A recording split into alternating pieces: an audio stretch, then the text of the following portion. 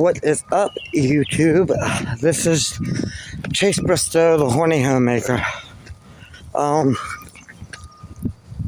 Y'all fasten your seatbelts because shit's about to get real in this video, and a lot of shit's gonna be cleared up as I take this walk. I'm walking down alleyways right now just so I can think while I talk to you, because let me tell you, and I never do this, but I'm doing it now because there is a lot of trigger warnings. If you guys have been through some shit, you might want to turn it off because it might provoke some PTSD. But if you get through this video, I am going to reveal I always have talked about killing myself in the past. And if you get through this, there's a bonus content at the end, and it's going to be me finally revealing why I cannot do it. But I keep saying I will. And I'm going to tell you exactly why I can't at the end. But fasten your seatbelts because I'm going to tell you all the things that have affected me over the years. When I was growing up, a tot, 5 years old, my parents had me on so many medications that by the age of, 13, 14, I didn't feel like a human. I felt like a lab rat. They medicated me to the point where I think I got really fucked in the head. And then they medicated me some more. And then I was a very affectionate child. I loved giving hugs and getting hugs, but my mother was so vain that she would never, ever want to hug me growing up. I never got any hugs from my mom. Every time I tried, police tape. Every time I tried to hug her, she pushed me away because she didn't want me wrinkling her clothes or getting her hair messed up. And that fucked with me. I could never hug my father because he was a heavy smoker and smelled like an ashtray, and I thought he stank. My mother always smelled so good with perfume. I loved that smell. But when I was a kid in school, couldn't wait to graduate elementary school because I was in this daycare program that, forced us to take naps and forced us to pray and put us in these religious Jesus-ridden pageants. The teachers there were pretty decent, except for Miss Judy, who everybody hated. She was really nasty. One time she put me in timeout and I broke a pencil and she slapped me across the face, and nobody believed me. But then moving on, graduated and got out of that awful daycare, and then I was in middle school. I thought that was good. Wasn't at all, because I was bullied so badly that even my shallow, self-absorbed, narcissistic parents felt so bad for me that they ripped me out of that school and put me in a private school for special ed people. I was diagnosed with autism, bipolar, and since then I've picked up depression, anxiety, and PTSD. But those were just my school years. I was bullied in high school too. Didn't really have anybody to hang out with until, well, I did. I had some friends. Eventually, I learned to roll with the punches that life gave me and developed such a thick skin that eventually I became the most popular person in my hometown. And I used to entertain people dressed up as Michael Jackson walking around the neighborhood. Everybody loved me. And then that all changed when my parents, they provoked me. They did things. They threatened to throw me out into a group home back in 2011.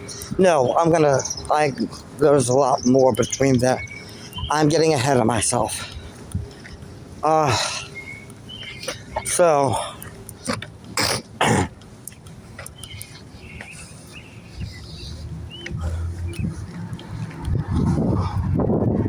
when I was about 13, 14, I learned that I wasn't living in a house. I was living in a closet. I told my friends, my very close friends, thought they were close. Kayla, Amanda, and April. They were the only ones to know. And I was that socially awkward class clown / teacher's pet in school. That was throughout my whole school years. I would never socialize with the students, and I was very particular once I did of who I socialized with.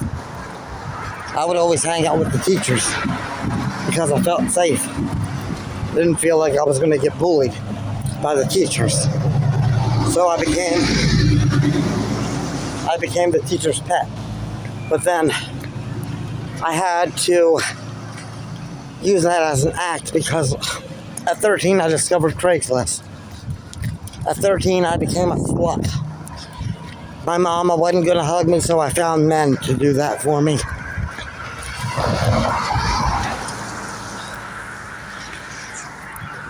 Whenever I was in school, I had to fake it because whenever I was home, when my father was in the shower and he thought I was getting ready for school, I was in his office on his computer posting ads on Craigslist. And then when I got out of school, sometimes he would lock up the office door, so I couldn't get in there when he found out that I was on the computer looking at porn and everything. By the way, my parents didn't care about me watching porn on my TV with the DVDs I had because they didn't feel comfortable talking to me about the birds and the bees. So,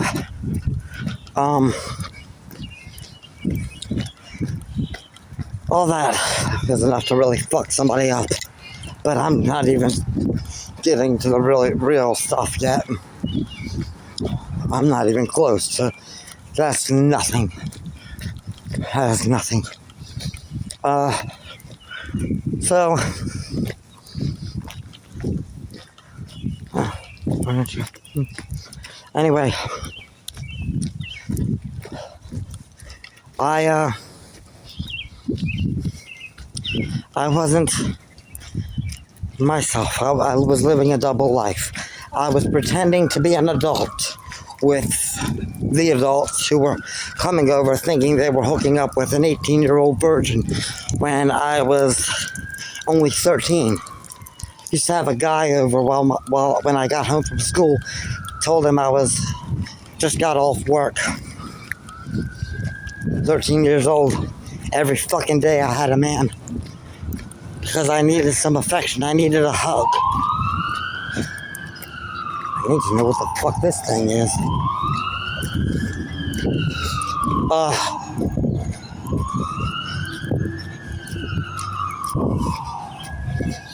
But, yeah. So my parents didn't catch me in the act until several years later, thank God. But they only caught me like 3 or 4 times.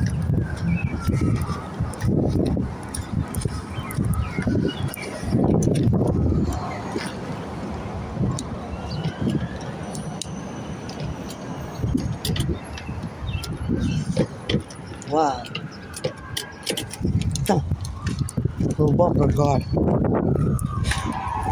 Interesting. Anyway. Yeah, had to get my hugs elsewhere.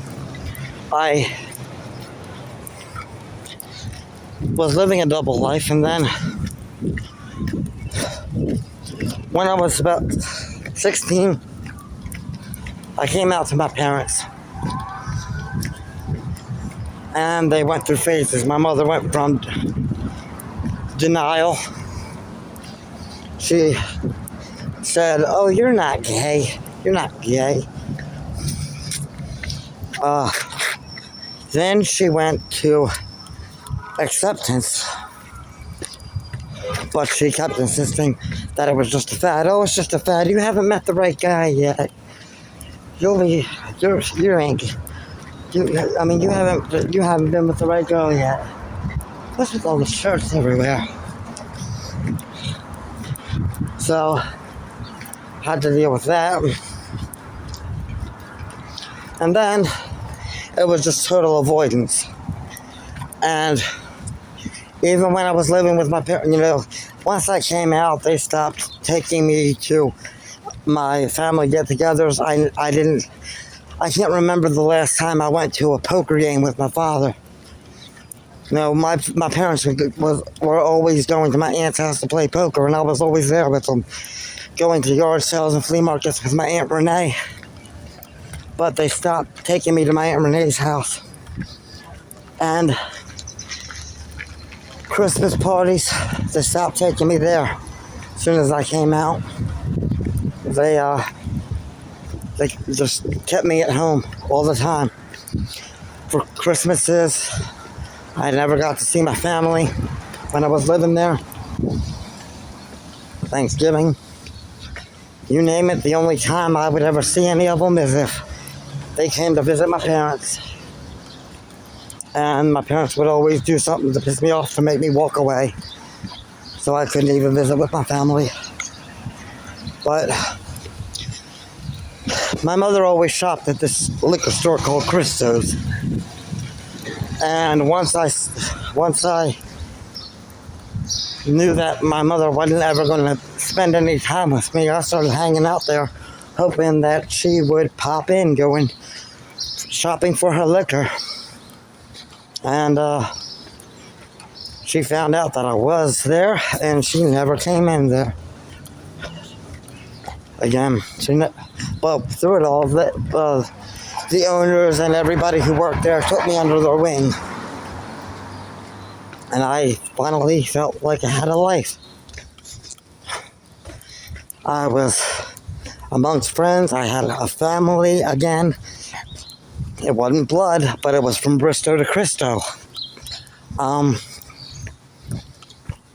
Everything felt right. And for the first time in my life, for the first time since coming out, I felt like I had a life. But that was all taken away when my mother threatened to pull the rug from under me and put me in a group home, knowing that I have mood swings and I'm autistic and everything, knowing that she did that so that she could have me arrested when I had a psychotic episode, which I did. In a fit of rage and totally not thinking straight like any typical autistic guy with bipolar would do when they had their entire life threatened and the rug pulled out from under them. I tried to light the house on fire. I lit a curtain on fire. My father blew it out, and they tried to break into into the bathroom when I was trying to go in there and calm down, and they wouldn't. And it was only this much damage done, and I had to get their hands out of the door by smashing their fingers with the space heater that was in the bathroom.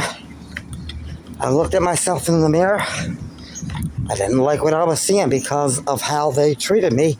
So I smashed the mirror, and when I finally locked the door, by the time I finally did, I heard banging, and it was the police, and I was thrown on the ground and arrested.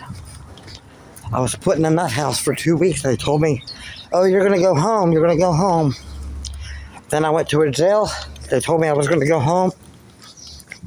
I didn't go home.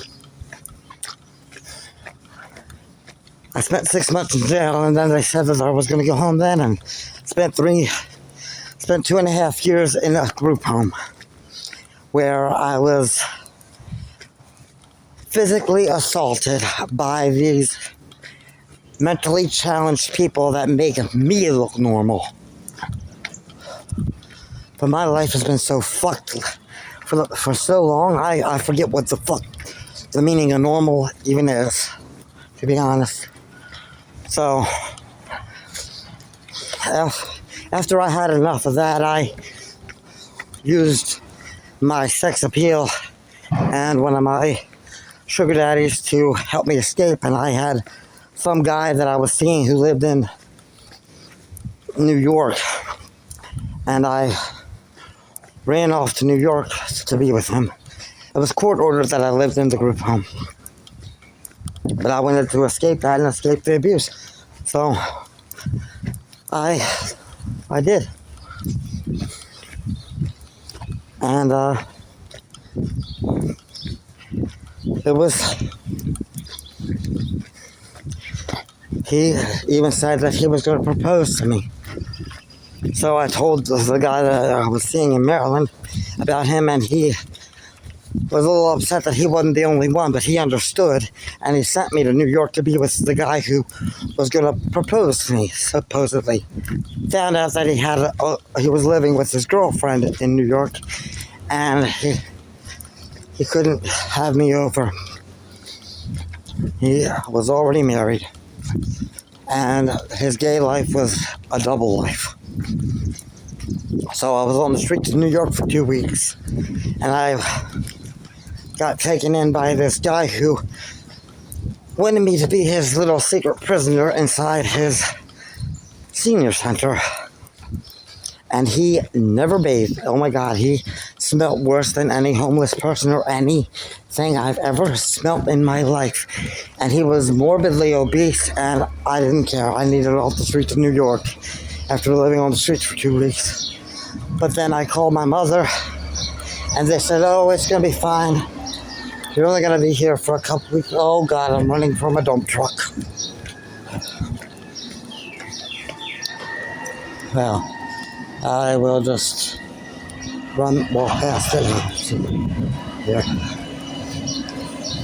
I'm going to see what they're going to do here. They're picking up. No. Hold that thought. Intermission. No, it's not. I walk past the shit. Survived everything else from the sidewalk to that dump truck. So, I left the group home. I went to New York and my parents said that they were going to take me and turn me in because there was a warrant for me escaping the group home. And I thought I would be there for a couple weeks and be put back into the system.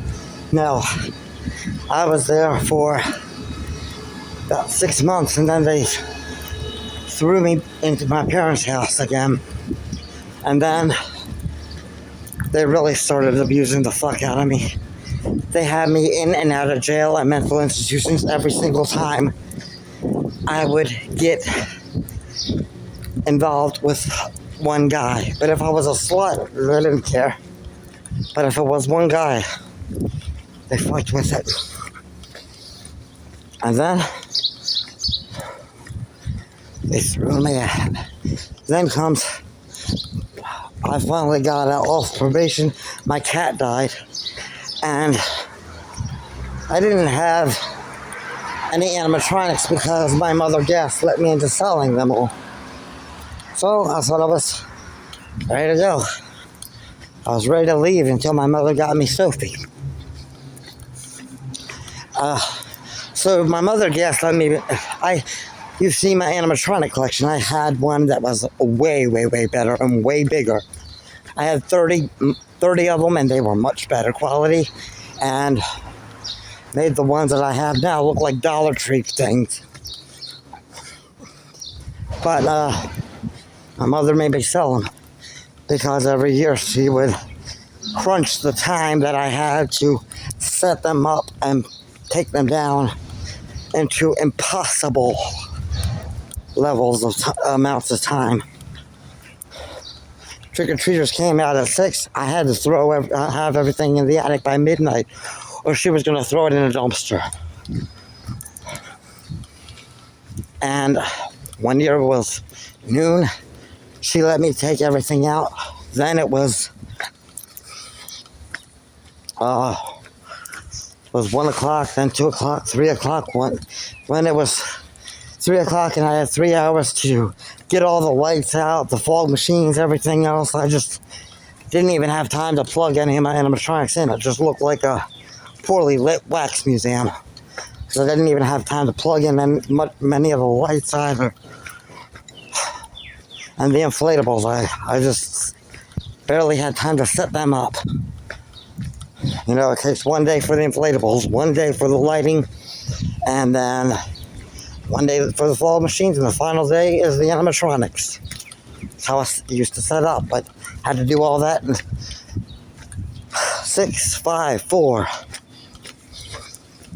4 hours. So she knew that I was either going to destroy everything with my bipolar or sell it all, so I sold it all. My cat died, and all the animatronics that I bought to replace it, they were cheap. I didn't feel connected to any of them because of how low quality they were. So I was ready to leave. My mother bought me a cat just to rope me back in. Well,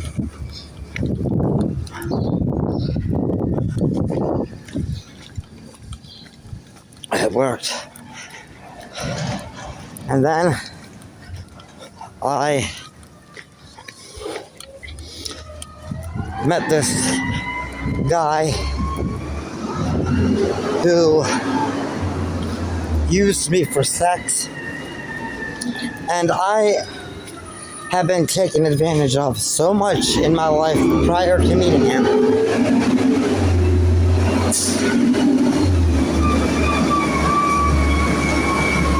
What fucking alleyway are you going down? Good. I've been taken advantage of so much in my past prior to meeting this guy that I was already a ticking time bomb. You know, I was one person taking advantage of me from exploding. Because I put up with it. I never fought back. I never did anything but let people walk all over me my whole damn life. And this one guy used me for sex and came over to my parents' house pretty much every day. Wouldn't want to go to karaoke. Kept telling me, no, I want to stay home and watch the Golden Girls. Let's watch the Golden Girls. He couldn't watch the Golden Girls without putting his hands on me, knowing that I have a very high sex drive. And knowing that he was, well, absolutely gorgeous. But when I texted him when he was at work one day, telling him how I knew what he was up to using me for sex, he cussed me out all day long, picked me up without me even getting a chance to put my shoes on, to cuss me out some more. And I invested so much time and money into him, and for him to just use me like everybody else has, I went insane and I bit his nose to the point where it was almost hanging off his face. I beat the hell out of him because I wasn't going to allow myself to be thrown away without leaving some marks on a person. If he was going to throw me away, there was going to be pieces of him, pieces of me on his face to remind him of me every time he looked in the mirror. You know, I just blacked out and I didn't really know what the fuck I was doing.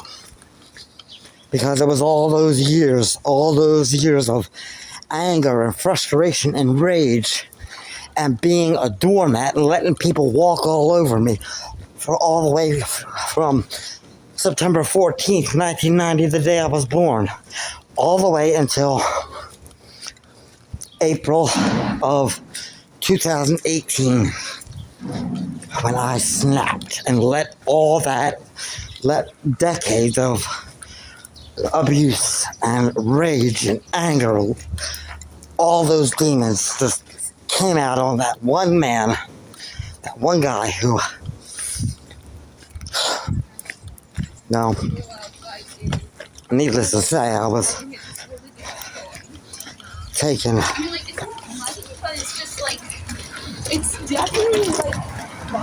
right to jail. From there, and I got released, and well, my mother let me go on the run. She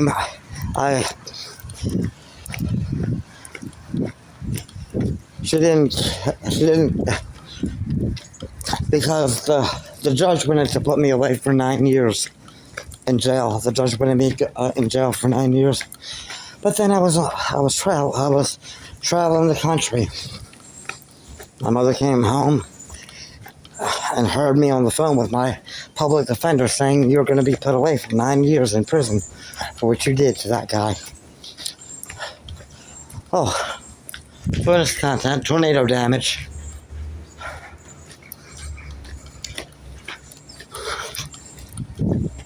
But then, well, you saw what you guys have followed me throughout my gay nomad years, so I don't need to tell you what I've been through with that. But that's where I became the gay nomad. But I will tell you a little bit of the horrifying shit that I've been through.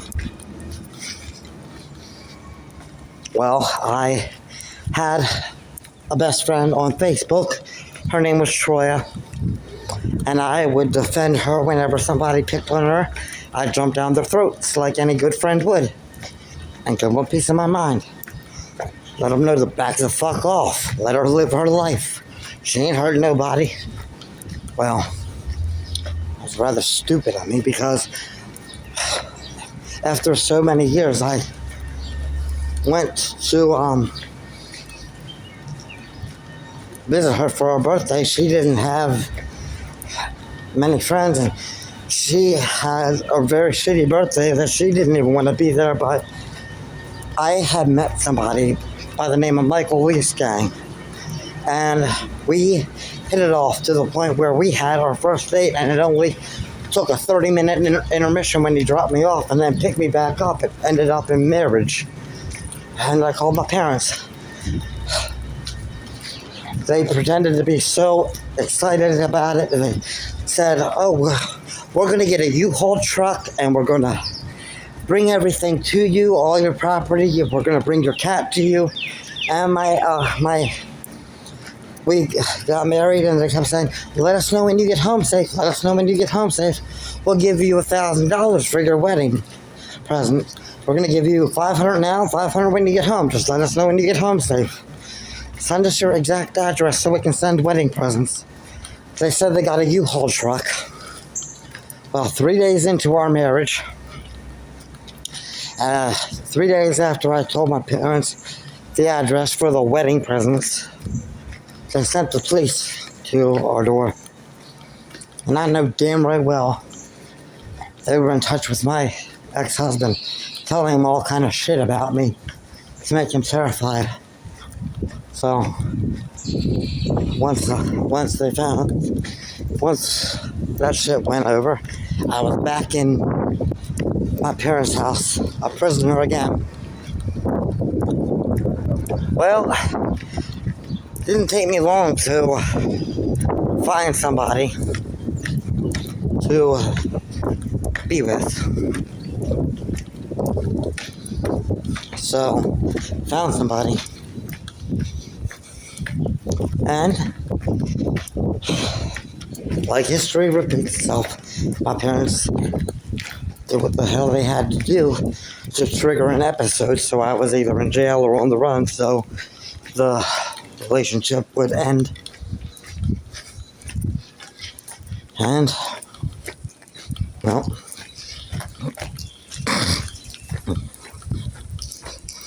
I think,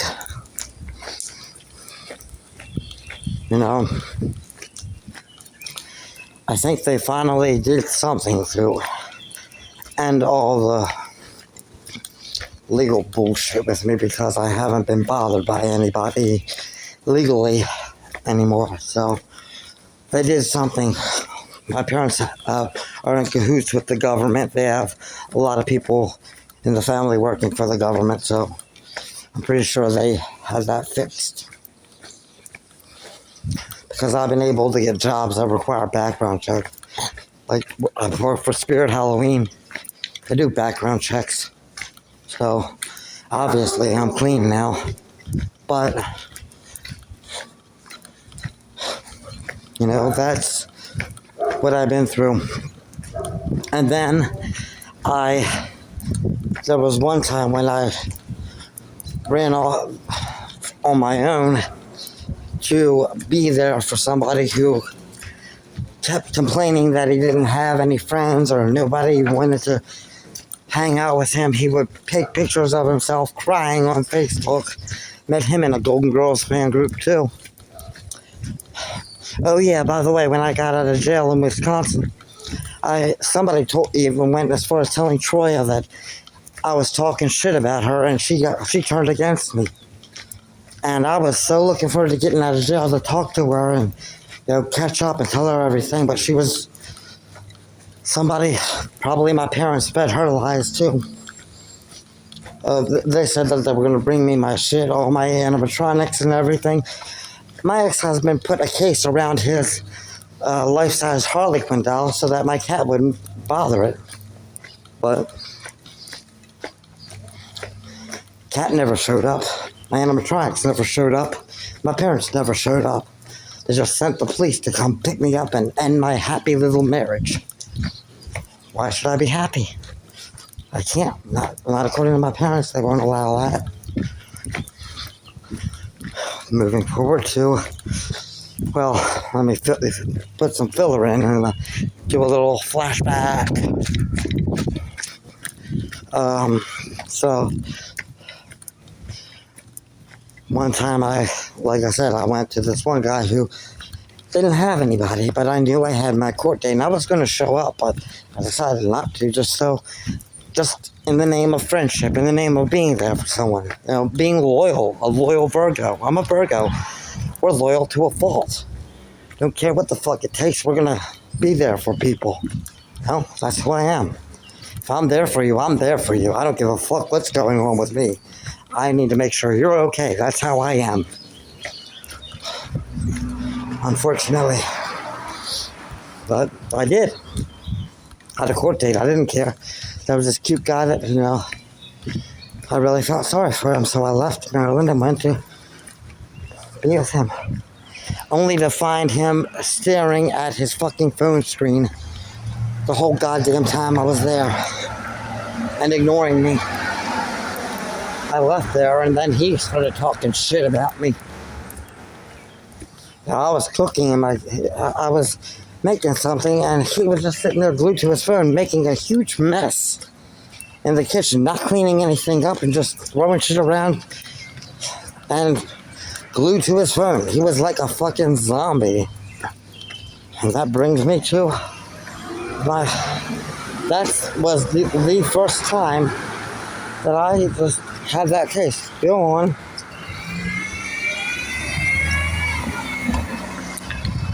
And that's where I developed a major hatred for anybody who would value their phone time over anything else.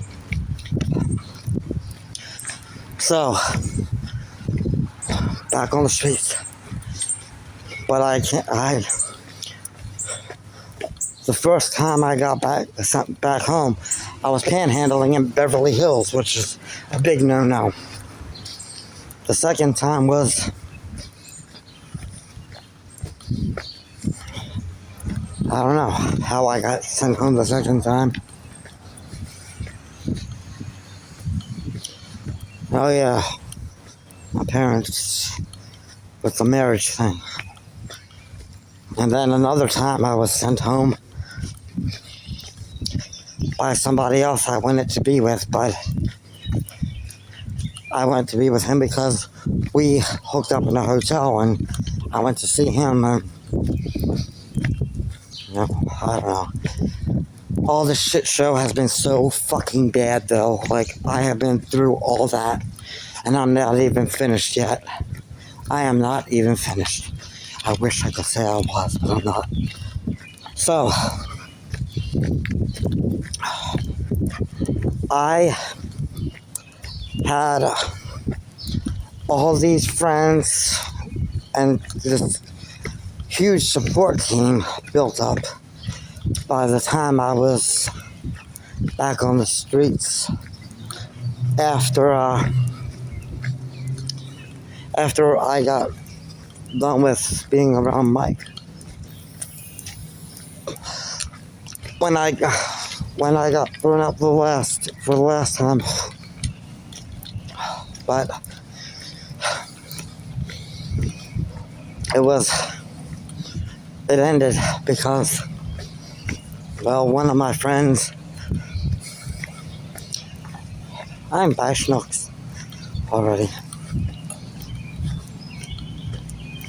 Oh, anyway, yeah. So I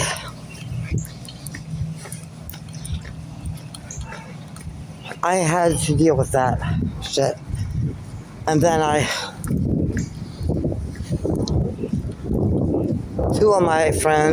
lot of my friends were comedians that I met when I was doing karaoke.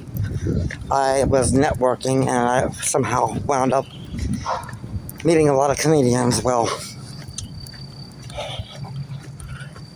two of them were supposed to pick me up and take me to a show, but they didn't. And I was supposed to get a tent that day. But instead of getting a tent, I was waiting for them. By the time they told me that they weren't going to pick me up, it was already dark out.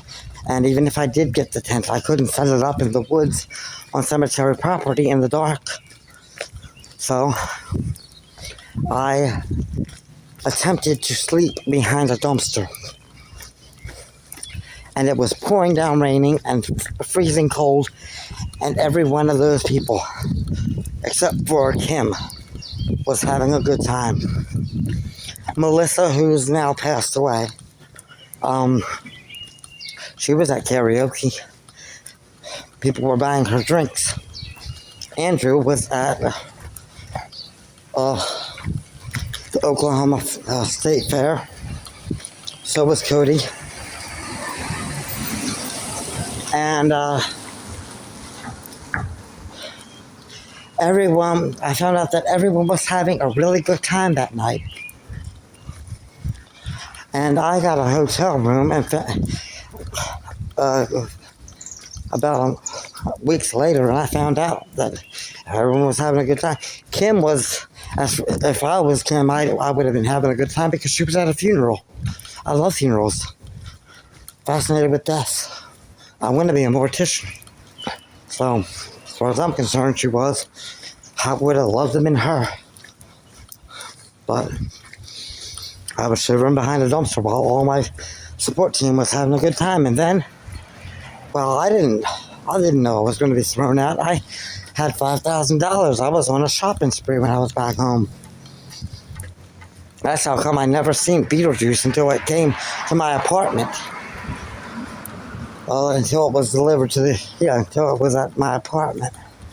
Because I ordered it, and by the time it was shipped, I was already shipped to Florida.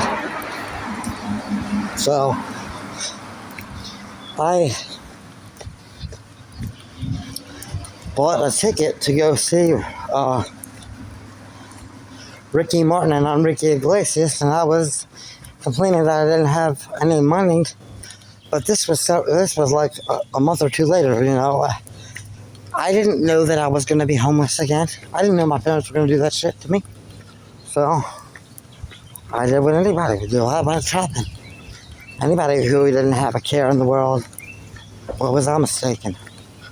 So, when I was talking to everybody about that, I was having fun while I was shivering and freezing in the cold and the freezing rain.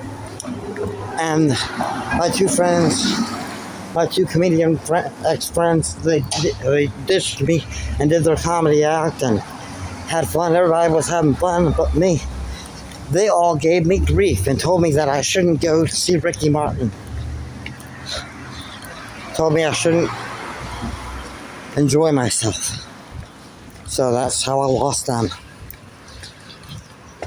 And it took me several years. It took me like a couple years to get over that. But when I did, and when I went to contact my karaoke buddy Melissa to tell her that I had an apartment, I found out she died. So,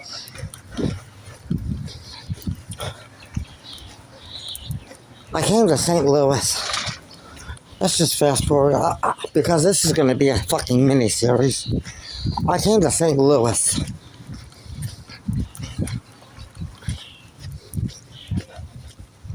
And, I came here.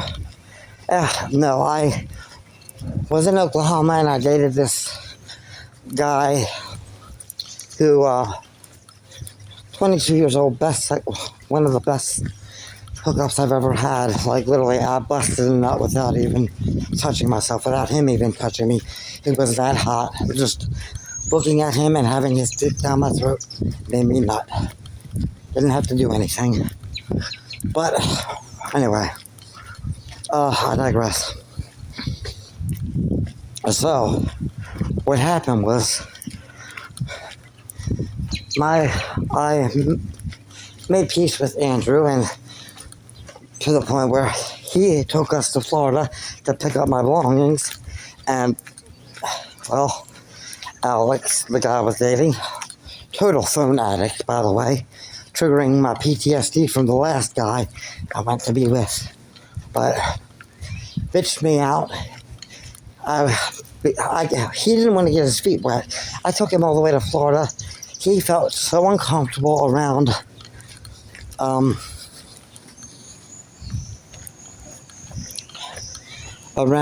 Andrew that we ditched him. He had his sister picking us up. And we stayed in my storage unit because it was just the weekend and we were going to get picked up. But it wasn't like that.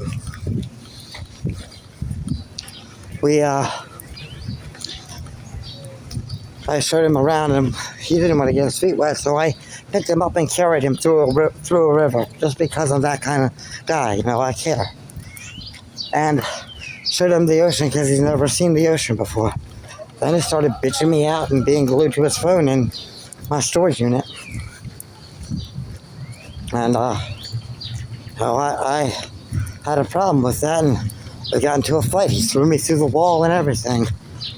So it's kind of why I have a problem with people being on their phones around me, because it makes me feel like I'm not doing enough for them. I'm not enough, and I don't want to sit there and be second to something that requires a SIM card. I don't like that. And it makes me incredibly nervous. Well, it's literally PTSD inducing. I told him about the last person, and he didn't care. Then he downloaded Grindr so he could try to get away from me and leave me there, so he could go back to Oklahoma and I could get caught sleeping in my storage unit. And so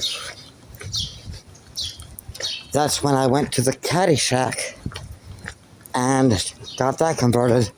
Finally felt like I had a home, and then I bought a ticket to Transworld. And, I was 3 days away from there, and I was going to pack some really nice clothes and come here and have a good time and go back to my little home. But 3 days before that, my Caddy Shack was boarded up because somehow or another somebody found out that I was living in there. So I have 2 abandoned animatronics there and all these clothes and a whole bunch of Golden Girls memorabilia. Whole lifetime of shit, really. Well, not a lifetime, but, my new life it's pretty much locked in a vault on an abandoned golf course now. All the mementos I've gotten from traveling, everything that I salvaged, because one night when I was living there, I broke into my storage unit. I tailgated. I didn't have the key to my storage unit because it was lost during the scuffle. However, I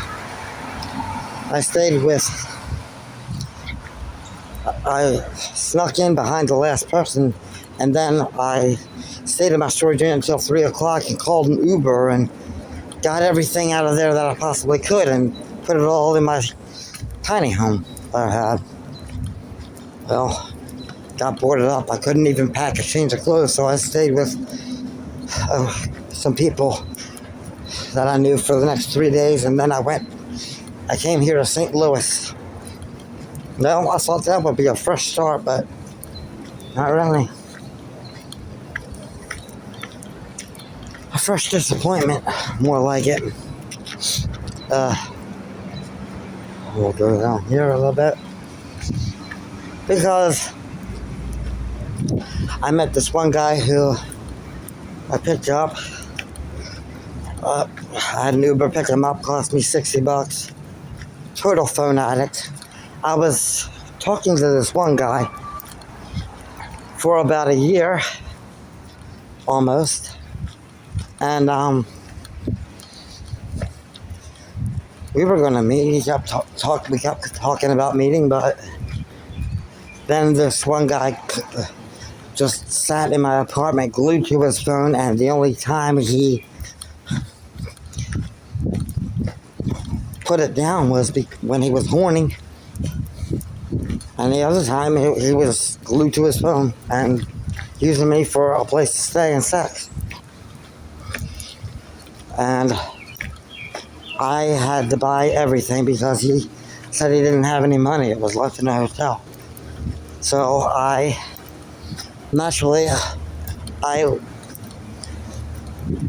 took this. I only had like $80 left in my name for the month, and I couldn't even pay my phone bill because I was too busy providing for him.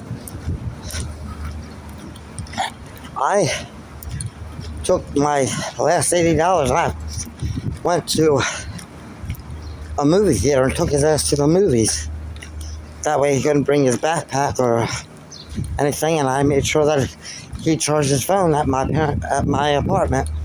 So that when he was charging his phone, that, I could come back and take all this shit that he brought over and throw it in the river. Because if I wasn't getting anything out of it, and I was just sinking money into him and just being disrespected, I felt like I needed to get something out of it. I needed something for myself. Other than the abuse, the negligence, and total disrespect. I'm not going to spend money on that, so I might as well spend money on putting a little fear into him and compensate with throwing all this shit in the river, which I did, including his phone. That's on one of my videos. So that was that. And then, well, turns out he lives by this guy who I've been talking to for a while, who was interested in seeing me, and he spread all these lies about me. And then there have been several people that came to my apartment that, have talked a lot of shit about me, to the point where nobody even is interested in me at all. Like the past 3 weeks, I've been hitting people up on my dating app. Nobody's responded. Everybody says they're a bit, flakes, no response, no shows. And it's because a lot of people who have abused me are talking shit about me. Like, I am the village monster in here. I'm the person that all these... I'm Frankenstein, and the gay guys are just chasing me up the hill into the windmill and setting it on fire. That's how I feel now, because of all the shit that's being said about me. And that's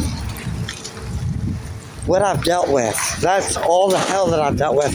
And now, like I promised you guys, I told you guys, if you get through this, I'm going to tell you exactly why I cannot kill myself. Why I can't do it. Because I am a very neat and tidy person. And if I do that, I'm going to ruin... If I do it outside, somebody's going to catch me. Somebody's going to try to save me. I'm going to wind up put in a nut house. Possibly lose my apartment. And if I do it in my apartment, well, I don't have a cat for my body to turn into Meow Mix. And it's just going to sit there and turn into soup and make a mess on my floor. And then the neighbors are going to smell me rotting and stinking, and I'm going to be an inconvenience to the neighbors. The neighbors never did anything to me to deserve their apartments smelling like rotten meat. So, I can't do it. And I don't want to leave a mess for people to clean up. I've been cleaning up my own damn mess. I'm not going to let somebody clean up a mess that I made. That's why the fuck I can't kill myself. Because I'm too kind, I'm too considerate, and I'm too goddamn loyal. If I knew that I wasn't going to make a mess doing it, and I wasn't going to decompose, I would have done it. But nobody's going to check in on me. Nobody's going to come there and knock on my door, make sure I'm okay. And there's not going to be a cat to clean up the mess. I don't have a dog, so there's not going to be any pedigree. I'm not going to be able to turn myself into Alpo. No cat, no Meow Mix. So, I'm stuck here. I'm stuck here suffering, in pain and agony.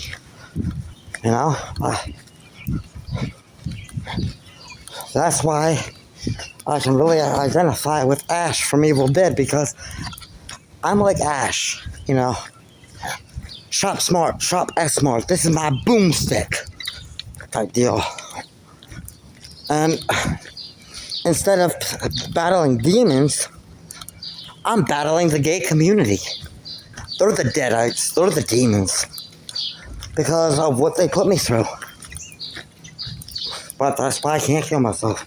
Because I don't want to inconvenience anyone. I don't want the neighbors smelling rotten meat as my body turns into a very morbid can of Campbell's soup. And it ain't gonna smell good.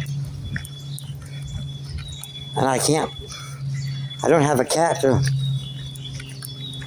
Oh, yeah. I don't want to inconvenience anyone. I don't want to leave a mess, and doing it outside.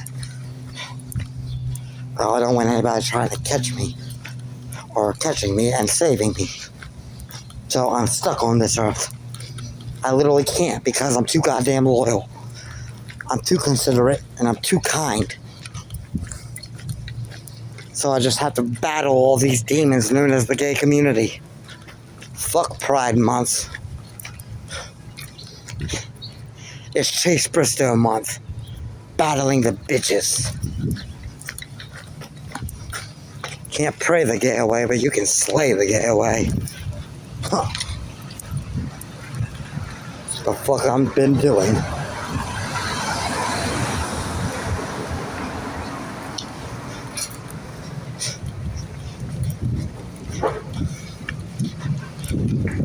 I'm Chase Bristow, bitch slapper. I shake down bitches like they owe me dough. I slay the gay.